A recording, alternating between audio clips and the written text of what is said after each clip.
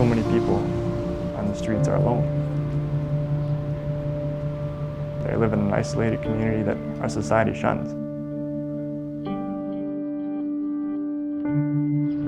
It's very difficult to encourage people to quit using drugs or quit drinking when they sleep under a bridge.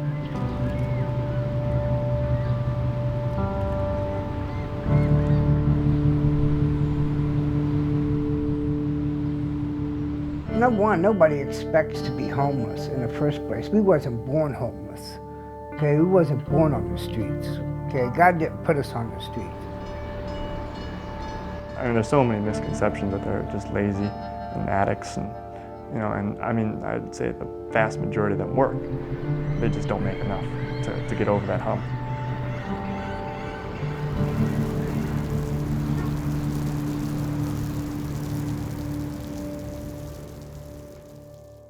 My name is Bryan Mauk. I'm the founder of the Metanoia Project.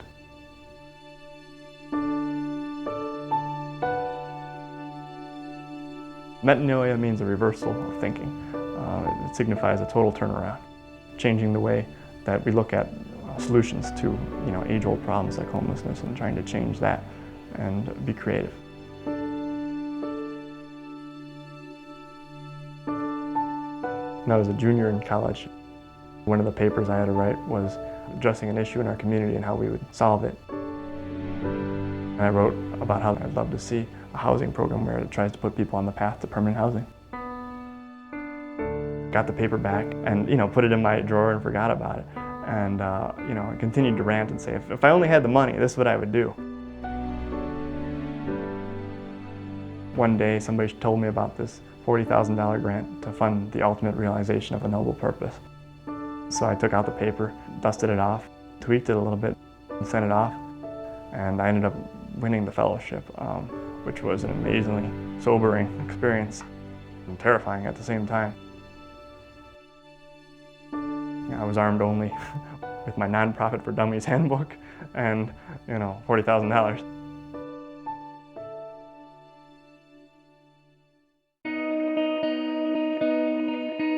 The idea of the Metanoia Project was to find a truly permanent solution to end homelessness for individuals, not to put them into public housing and then kind of forget about them, but to give them an opportunity to own the home where they don't have to pay rent. Instead, they'd be building wealth and permanence in their life and structure. I met Bryan 2 years ago. I was on the streets, living on the streets. Bryan and I developed a friendship. It became a special friendship to where I started realizing, there's people that really care for you out there. Because at one time I thought nobody cared. He's come a long way. He sobered up by himself on the streets, him and his wife, which is just such a difficult thing to do alone. We had to prove ourselves to Bryan and his family and stuff that we can stop doing our drinking and we can better ourselves and show that we can handle responsibilities. When we've got this first house, we all kind of got together and said, who would be a great person to put into it? And without hesitation, everybody thought Charlie and Antoinette would be amazing, just because of how far they came and how few options they had for housing. It was really incredible that Bryan had made this a reality. It's actually a dream that I wanted to have my own home one day. Just those little simple things we take for granted, for them to enjoy. Charlie made about 18 gallons of coffee, because it was the first time I think he's ever had a coffee machine where it was, all you could drink. That's nice. Antoinette hadn't watched TV in such a long time. I think she's spent a few weeks just watching TV, catching up. Why not after, 10 years of being homeless? They deserved it. The first 3 months we were rent-free. We just asked them to take their time and get acquainted, get used to having a house and all the many things that entails. The next 3 months we asked them to pay the utilities, and they're moving on to their 7th month now.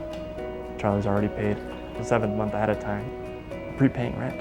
Amazing, I couldn't be, from a landlord perspective, couldn't be happier.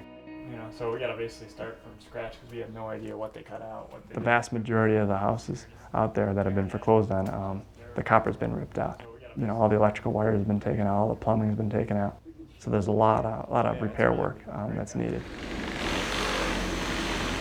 We're employing homeless and previously homeless individuals to actually do the work on the homes. Charlie, who lives in this house, will be working on the next house. So build that ownership not only of the community, of his house, of his neighbor's house, and at the same time gives him skills to potentially get a job with. I think that if you really want to make a change, you should give a hand into your own home. You got it, go for it. You got it. I can do things now that I wasn't doing before. I don't know how many people would appreciate something like this, but my wife and I, we really appreciate it a lot. We need no paint. Yeah, we don't need paint. I'm real grateful that I've got another second chance of life. You know, all I like to say is just say thank you. That's all I can say. For me, it's all about these little moments of bliss. One of those was showing Charlie and Antoinette the house and giving them the tour, you know, and handing over the keys was just, you know, words can't describe that moment. It makes it all worthwhile.